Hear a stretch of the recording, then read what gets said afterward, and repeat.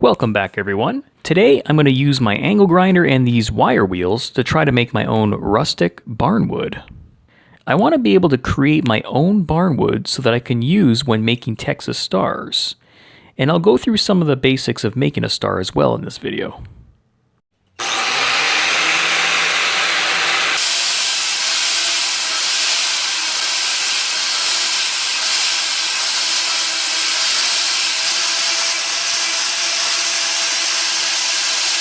Alright, let's take a closer look here. So that was with the brass wire wheel and the angle grinder. And take a look at that. That looks great. Got a really nice raised grain there. And just put this other piece just for comparison. So that took what, like 30 seconds? It's definitely got the look I'm going for. It's a good place to start anyhow. So why don't we go ahead and try the steel one. It's a lot more aggressive. I probably don't need to, but we're experimenting today, so let's try that out.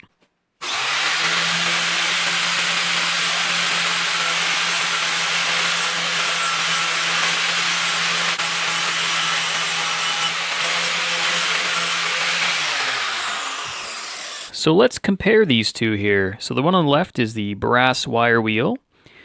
We've got a nice uniform fine finish here. Very cool. And this is the steel wire brush. So you can probably tell right away it's quite a bit rougher.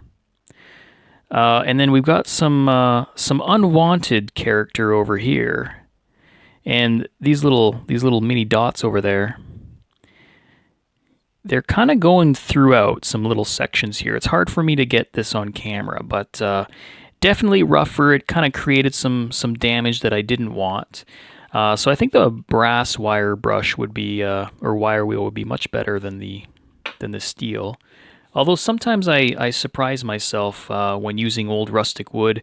It's almost like the worse it looks, the better it looks in the end. So I think what I'll do is I'll finish grinding away at these off camera, and then we'll get to coloring these with different stains and whatnot. So now I'm about to get creative with the staining process, and I'm going to use a combination of different techniques here. I'm going to be using a torch, I'm going to use a little bit of brown paint, and I'm also going to be using some of my homemade vinegar stain, steel wool and vinegar stain. And lately I've been messing around with this thing here, an old charred up log. Scrape a little bit of that stuff off and rub it on and see what happens. And yeah, I'm just basically going for a lot of different natural colors. So yeah, I'll go ahead and do a little hyperlapse video recording here and see what it looks like in the end. So here I am starting off with the torch. And I gotta say, just the torch alone actually made it look pretty cool. So this gives me a few more ideas for a future project. And then I switched to the brown paint, and I diluted it a little bit with water there. Kind of just doing a dry brush on there in random spots. And then I just scraped a little bit of charcoal off that log there. At first I was trying to spread it around dry, but then I realized that it actually worked a lot better with a little bit of liquid there. So in this case I'm using black tea. And the black tea, I'm actually using that because it goes hand in hand with the vinegar and steel wool stain.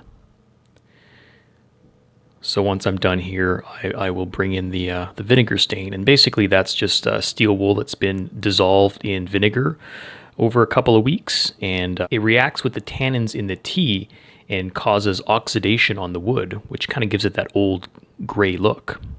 And once I was done all those steps, I kind of decided it needed a little bit more color, so I mixed some brown paint and red paint to kind of get this random reddish looking brown, and it actually gave it quite a bit more character, so I was happy I did that, and I'm just rubbing that on with a napkin.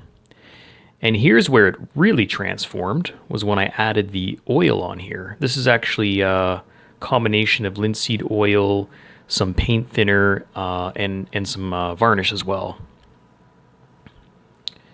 Essentially, it's kind of like a rub-on varnish that I'm just painting on. You could probably use like a Danish oil for something like this. or tung oil, pretty much anything really. But it really transformed that piece. You can see here. When I had finished kind of adding all my paint and stuff, I wasn't really happy with it. But then when I added the oil, you can see with the comparison here, a complete transformation. So I'm pretty happy with how this turned out. So now that I'm happy with how my custom Barnwood looks, I'm going to go ahead and make a star. I'll just run through some of the basics here. This video wasn't intended to be a complete how-to on how to make a star. It was more to focus on the Barnwood. But if you do require more detail on how to make these stars and cut the angles, definitely check out my channel. I got a whole bunch of videos on how to make these. So the first thing you're going to do is set your saw at 54 degrees and make your first cut. And since I'm dealing with stock that is 2.5 inches wide, I'm going to be making my next cut at 4.5 inches. So I've set up a stop block here, and basically I'm going to be cutting every 4.5 inches until I have 5 pieces.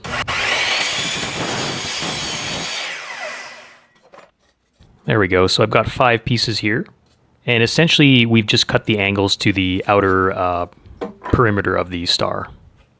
Now to cut those inner angles, we're going to change the saw position to 36 degrees. And then I'm going to take this scrap piece of 1x4 here. I've got this cut at 54 degrees. And I'm just going to place it over here and set it pretty much next to my blade. So it'll be basically like a zero clearance fence there.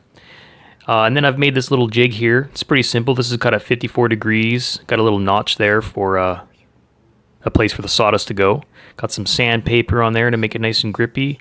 And yeah, I just made this out of scrap 1x4s as well. And I just clamp it in place there and basically line up one of those corners to the edge of that 1x4, which is basically where the blade is going to come down. And that's where I'll know where to make my my 36 degree angle cut. And there we go. I'll just clamp that down there and get chopping.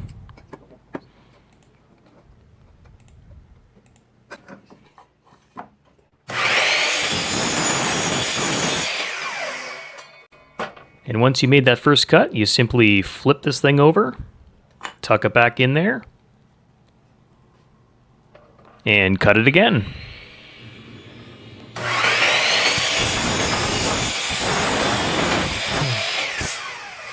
And then you've completed one piece to the 5-point star. Easy peasy. So I think what I'm going to do is I'm going to go ahead and finish the rest off camera, and I'm going to do these edges with the wire wheel and kind of refinish the edges so they match the face. And then I'll get back to you and show you the end result. And here is the final product. What do you think? I ended up doing the same thing to the edges with the wire wheel and the vinegar and steel wool stain. And then just threw a little bit of extra varnish on there. And like I said earlier, if you need more detail on how to make these and assemble them, definitely check out my channel. I've got tons of videos on how to make these. So I am super happy with how that turned out. I'm glad I tried that out. This gives me a whole bunch of new ideas for future projects. And yeah, so I'm looking forward to trying this technique out on other things. So I guess that's it for now, guys. Thanks for watching, and please hit that like button and consider subscribing.